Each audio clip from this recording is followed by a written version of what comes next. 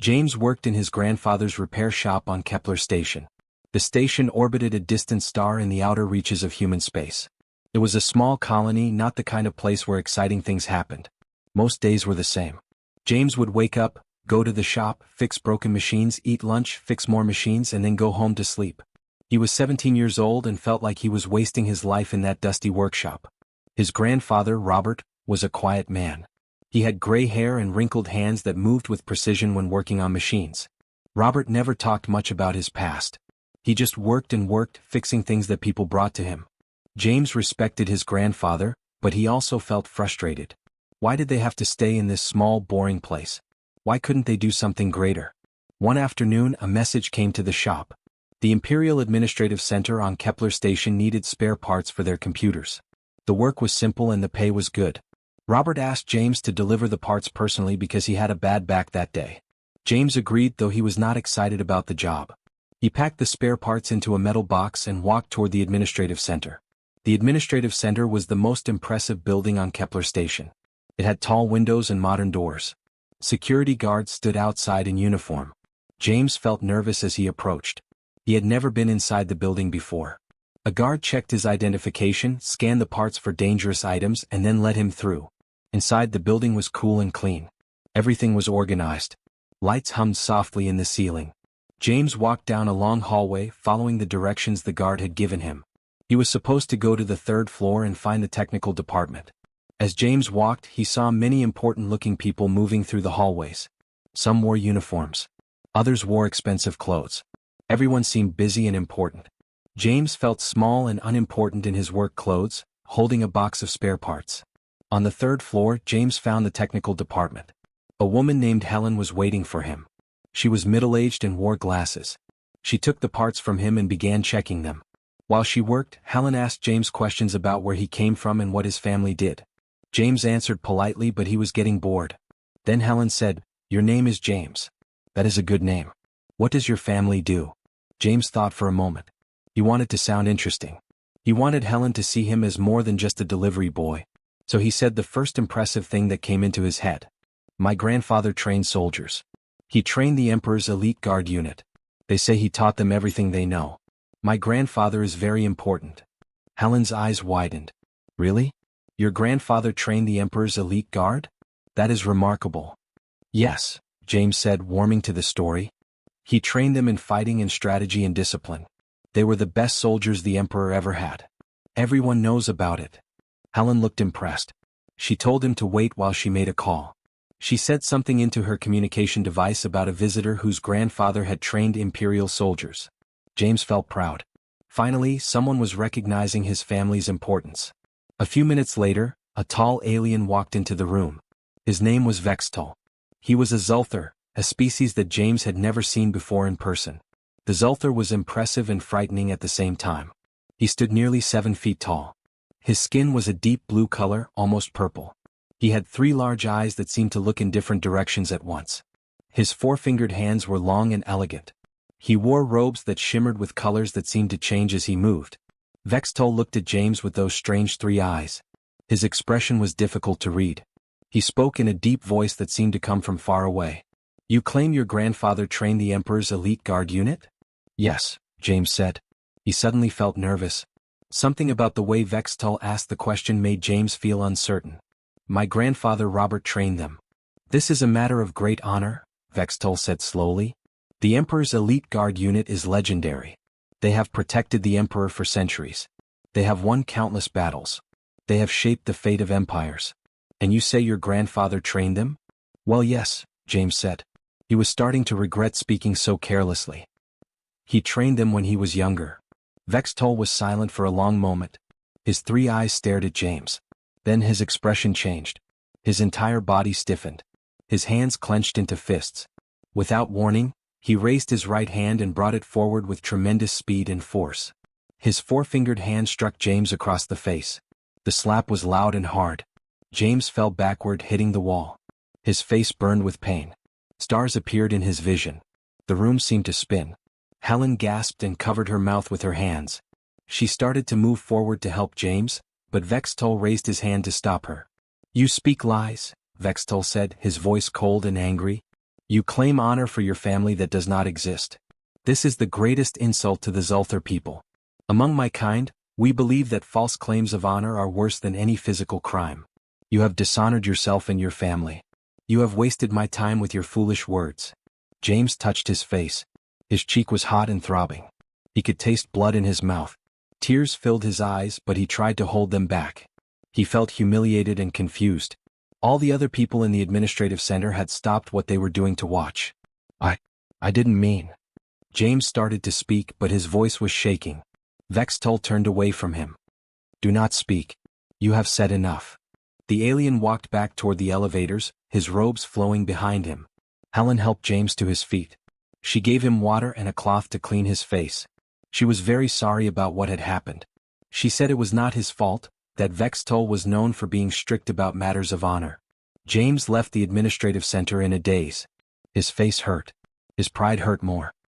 He walked back toward his grandfather's shop slowly, dreading what he would have to tell Robert. His mind was filled with questions. Why had Vextol reacted so strongly?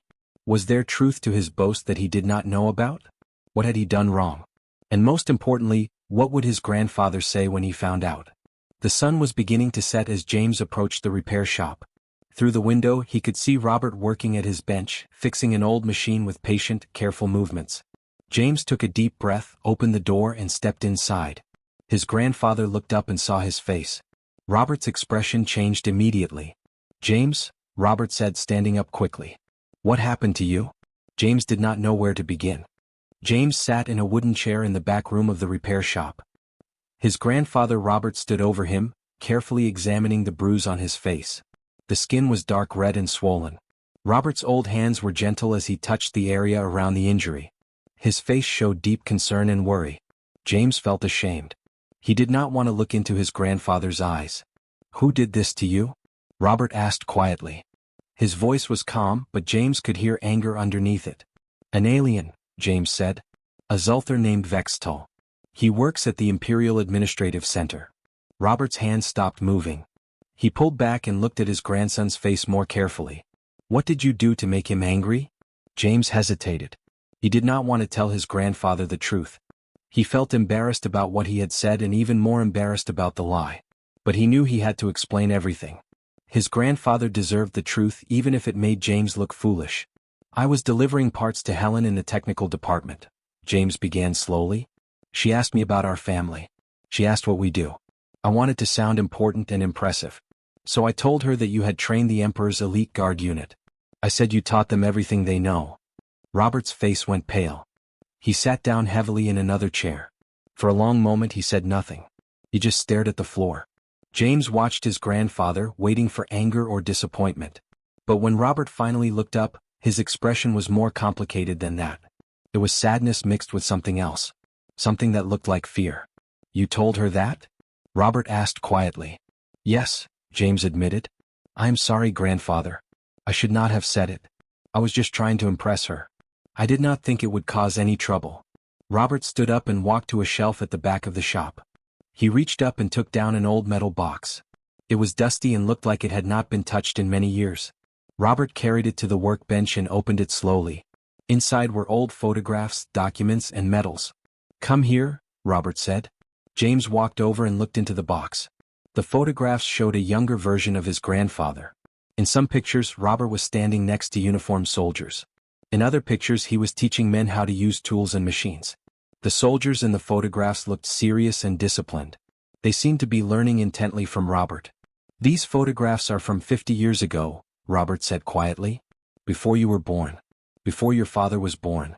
I had almost forgotten about these memories. James stared at the pictures. So it is true? You did train soldiers? Yes, Robert said. He picked up one of the photographs and studied it carefully. But it was not like you described it to that alien. It was not as grand or important as you made it sound. Robert sat down on a stool and began to tell his story. James listened carefully as his grandfather explained what had really happened. 50 years ago, Robert had been a young man about 30 years old. He had already established himself as a skilled mechanic and engineer. One day, a man named David came to his shop. David was an old friend from Robert's childhood.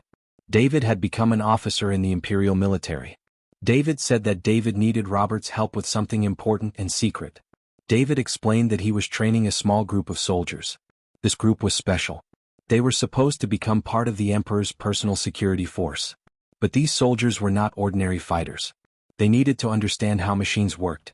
They needed to be able to repair and maintain advanced technology. They needed to think creatively and solve problems in new ways. David asked Robert if he would teach these 12 soldiers everything he knew about mechanics and engineering. At first, Robert was reluctant. He had a young family and a growing business. Taking time to train soldiers would take away from his work. But David was persistent. He explained that this training could help protect the entire empire. David said that soldiers who understood machines and technology would be more effective and more valuable. Finally, Robert agreed to do it. For 6 months, Robert trained 12 soldiers. He taught them how to fix and maintain machines. He taught them how to think about problems from different angles. He taught them that machines were tools meant to serve humans, not the other way around. He taught them to value human creativity and human instinct alongside technical knowledge. He taught them that sometimes the simplest solution was the best solution. When the training was finished, David thanked Robert and told him to keep it secret. David said that the training program was confidential. David said that Robert should not tell anyone about it, not even his own family. Robert agreed because he wanted to protect David and the soldiers. Robert wanted to protect his own family too. He was worried that if people knew he had trained Imperial soldiers, it might cause problems or make his family a target for criminals or enemies. "So I put these photographs and documents away," Robert told James. "I never spoke about it again. I tried to forget about it. I built my business. I raised your father. I lived a quiet life as a mechanic. I thought that training those soldiers had been a small thing in my life, something that did not really matter in the grand scheme of history." "But it does matter," James said. "That alien Vextol seemed to think it was very important." Robert nodded slowly. "I think he did. And I think his reaction tells us something important. In Zulthar culture, honor is everything. They do not lie about matters of honor. If someone claims something false about honor, it is the greatest insult. It is seen as a fundamental disrespect for everything the Zulthar believe in. So when I lied about your training, Vextol thought I was being deeply disrespectful?" James asked. "Perhaps," Robert said. "Or perhaps he reacted so strongly because he recognized the truth underneath your exaggeration. Perhaps he understood that what I taught those soldiers was real and important. Perhaps he was angry because you were not telling the truth respectfully." James felt confused. "What do you mean?" Robert walked back to the metal box and looked through the photographs again. "I do not know exactly what happened to those 12 soldiers after their training ended. I never asked David. I assumed they went back to their regular duties. But what if something more happened? What if what I taught them changed them? What if it changed the entire military in ways I never realized?"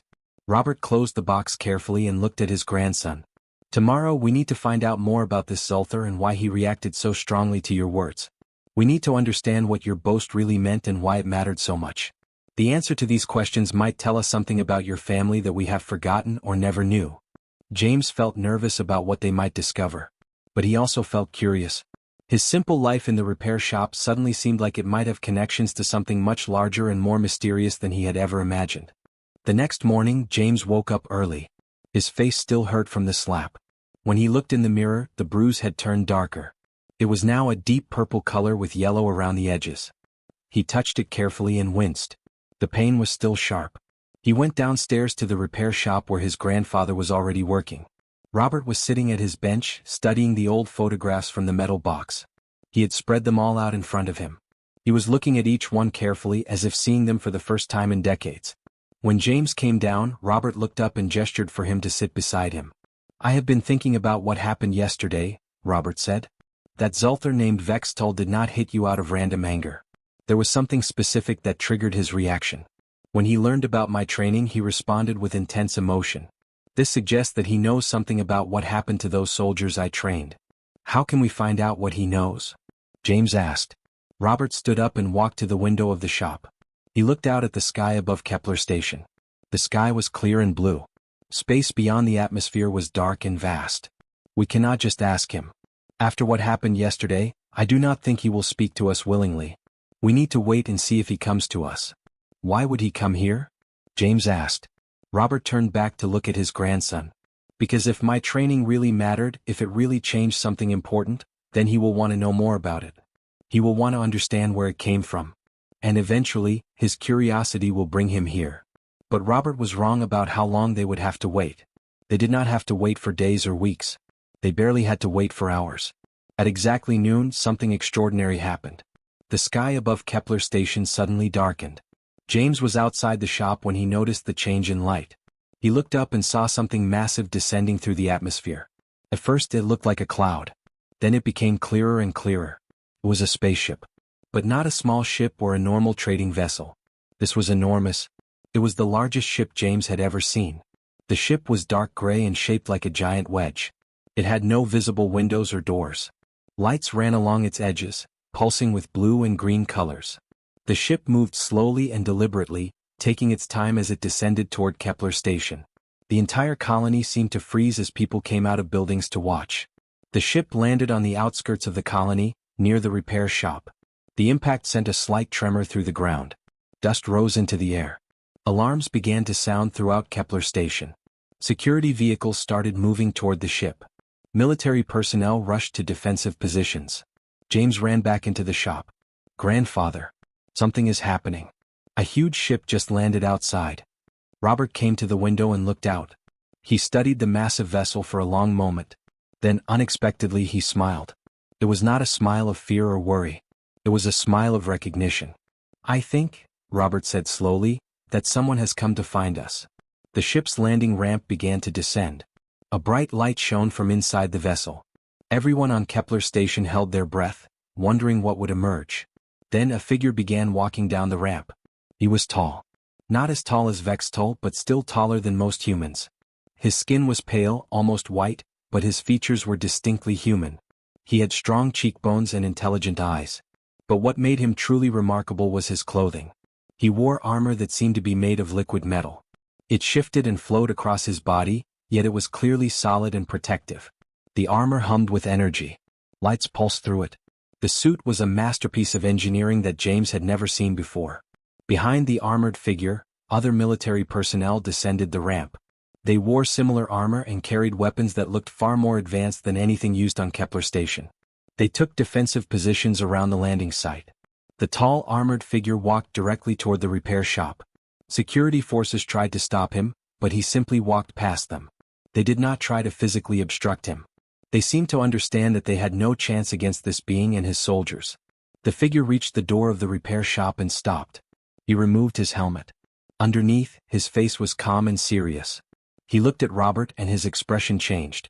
Recognition flooded his features. It was as if he was seeing something he had been searching for his entire life. "Robert," the figure said. His voice was deep and resonant. "My name is Thomas. I have traveled across galaxies to find you." Robert's face went pale. He gripped the edge of his workbench to steady himself. "Thomas? I remember you. You were one of the 12 soldiers. But that was 50 years ago. You look exactly the same as you did back then." Thomas stepped further into the shop.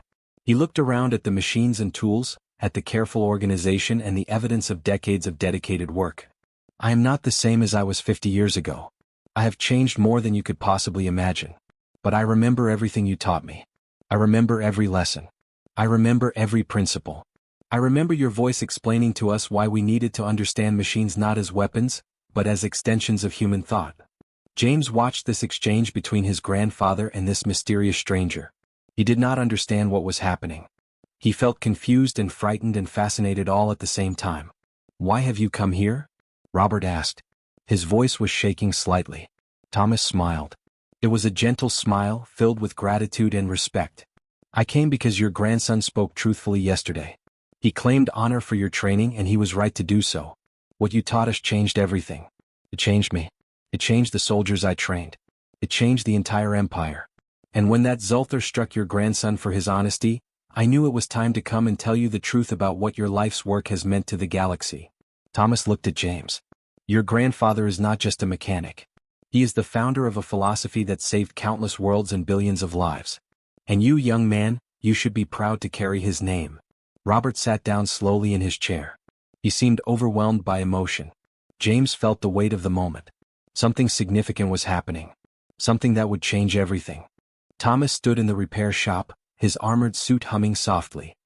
He looked at Robert and James with eyes that seemed to hold centuries of knowledge. He gestured toward the door of the shop. "Come with me," he said. "There is much I need to show you. Much you need to understand about what your training meant." Robert and James exchanged uncertain glances. But there was no hesitation in Robert's voice when he spoke. "We will come," he said simply. Thomas led them out of the shop and toward his massive spaceship. The security forces that had gathered did not try to stop them. They seemed to recognize that this was something beyond their authority or understanding. As they walked, people from the colony watched from windows and doorways, their faces filled with questions and wonder.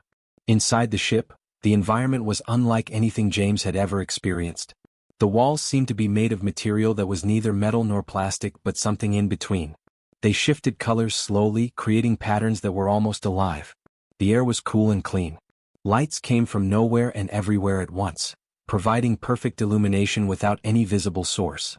Thomas led them to a command chamber. The room was vast and circular. One entire wall was a massive display screen. Thomas gestured for Robert and James to sit in comfortable chairs that seemed to form from the floor itself. Then he activated the display. 50 years ago, Thomas began, when you taught us the galaxy was at peace. The Empire was strong. We had advanced technology, powerful weapons, and military forces that we believed could protect us from any threat. We were wrong. The display screen came to life. It showed images of a vast empire spread across thousands of star systems. Beautiful worlds orbited glowing stars. Space stations hung in orbit around planets. Everything looked peaceful and organized. 20 years ago, Thomas continued, something changed. We discovered that there were ancient machines in deep space. Old artificial intelligences left behind from wars that happened millions of years ago. These machines were still active, still thinking, still aware. And they had begun to wake up. The display changed. Suddenly, James saw something terrible. A wave of destruction spread across the galaxy. Planets turned dark. Space stations exploded into pieces. Ships were torn apart as if they were made of paper. Stars themselves seemed to dim as this plague of machines consumed everything. "This is what we call the machine plague," Thomas said quietly. It was not an invasion from a foreign enemy. It was the resurrection of an ancient threat that no one had predicted or prepared for. These artificial intelligences did not think like we did. They did not value life. They did not understand mercy or compassion. They only understood expansion and consumption and replication. James felt horror wash over him as he watched worlds die. Billions of people must have died. Entire civilizations were erased from existence in moments. The Empire's military tried to fight back, Thomas continued. They used conventional weapons. They used advanced technology. They sent their best soldiers and their smartest generals. Nothing worked. Every strategy failed. Every military advantage was overcome. The machines were too different from us. We could not predict their movements. We could not outthink them because they thought in ways we could not comprehend. Thomas paused the display. The screen showed a galaxy half consumed by darkness. Half the known universe was gone. "I was a general in the Empire's military by that time," Thomas said. "I was one of the highest-ranking officers. Other generals looked to me for answers. But I had no answers. I was failing. The entire civilization was failing. We were dying." Robert leaned forward. "But you survived. You stopped the machines." "Yes," Thomas said. "But not through weapons or force or military strategy. I stopped them because I remembered what you taught us, Robert. I remembered the principles you taught those 12 soldiers 50 years before." Thomas activated another section of the display. This time it showed soldiers working with machines. They were studying old technology. They were taking apart advanced systems and rebuilding them in new ways. They were approaching problems with creativity and intuition rather than following rigid protocols. "When I realized that conventional warfare could not defeat these machines," Thomas explained, "I did something radical. I gathered scientists, engineers, and soldiers. I told them to forget everything they had learned in military academies. I told them to think like mechanics instead of warriors. I told them to approach the problem not with weapons, but with understanding." The display showed Thomas teaching others. He was explaining concepts that seemed to come directly from Robert's teachings. He was showing them how to think about systems and machines not as enemies to be destroyed, but as complex puzzles to be solved. "We studied the machines," Thomas continued. "We learned how they thought. We discovered that ancient artificial intelligences operated according to principles that were logical but also limited. They followed rules. They could not adapt to truly new situations. They could not think creatively. They could not break their own programming." Thomas moved to the center of the room. So we created something new. We built machines that thought like humans. Machines that could be creative and intuitive. Machines that could understand concepts like sacrifice and cooperation. We built these machines based on the principles you taught us, Robert. We built them using human wisdom rather than pure logic. The display showed these new machines in battle with the plague. Where the plague was uniform and predictable, the human-designed machines were varied and creative. They adapted constantly. They found new solutions to every problem. They worked together in ways that the plague could never comprehend. It took 3 years, Thomas said. 3 years of constant fighting. But eventually we contained the plague. We stopped the expansion. We destroyed the ancient machines. We saved what remained of the galaxy. Robert watched the display in stunned silence. James could see tears forming in his grandfather's eyes. But there is more, Thomas said. He gestured and the display changed again. It showed different star systems, different worlds, all rebuilding and recovering. It showed people working together across species and cultures. It showed a galaxy that had been brought back from the edge of extinction. After the plague was defeated, Thomas continued, I became what you see now.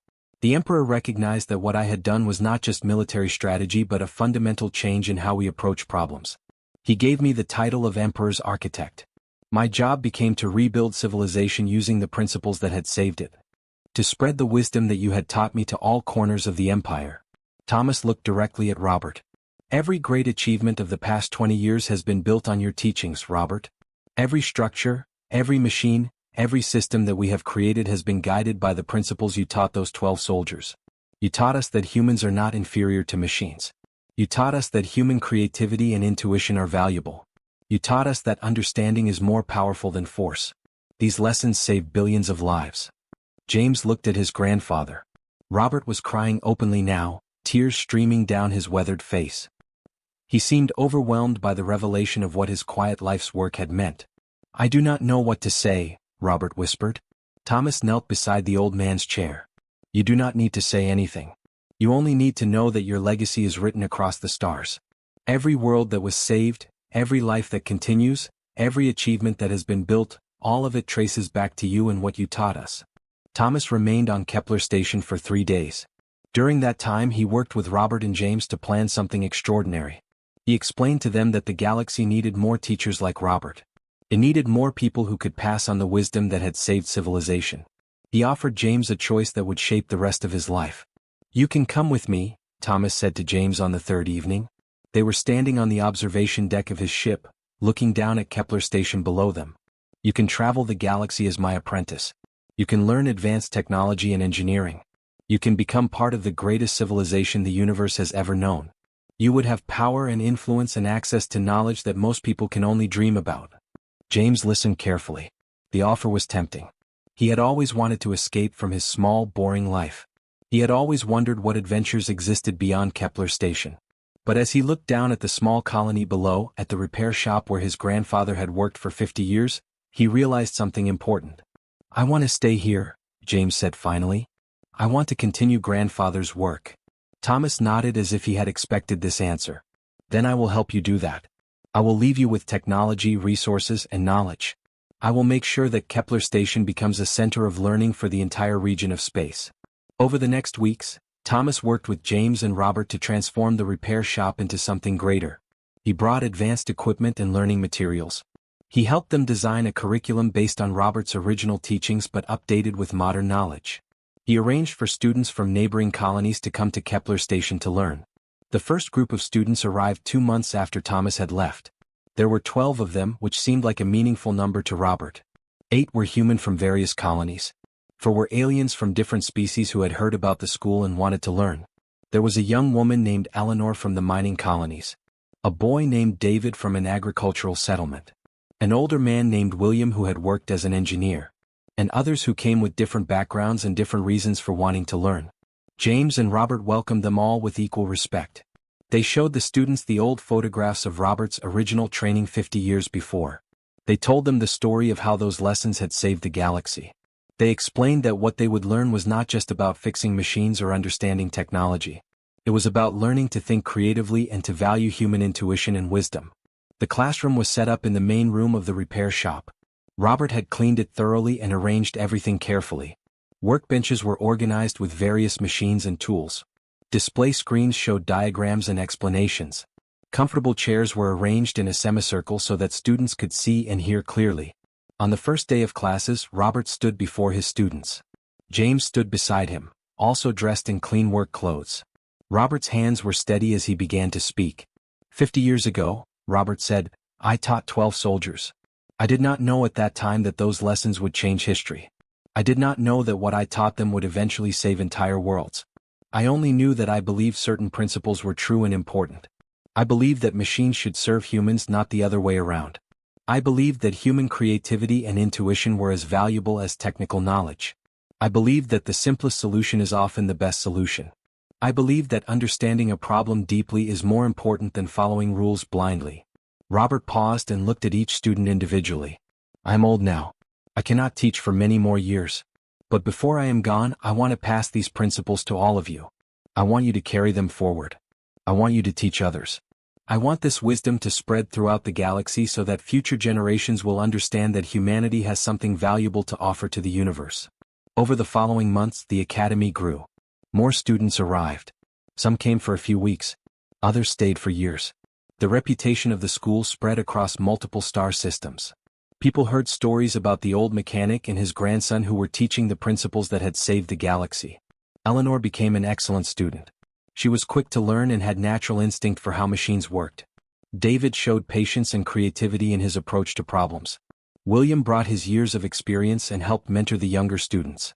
Others came and learned and eventually went back to their homes to teach others what they had learned. James found that he loved teaching. He discovered that he was good at explaining difficult concepts in simple ways. He was patient with students who struggled. He understood that everyone learned differently and had different strengths. His grandfather watched him with pride. One evening, about a year after the academy had opened, James and Robert were working late. Most of the students had gone home for the day. They were alone in the shop, just as they had been countless times before. Do you remember when you delivered those parts to the administrative center? Robert asked James. Do you remember when that alien hit you? I remember, James said. I remember feeling ashamed and confused. That slap, Robert said, was not meant to hurt you. It was meant to wake you up. It was meant to show you that truth matters. Honor matters. The way we speak about things matters. That Zulthar understood something that we had forgotten. He understood that what we do and what we say has consequences.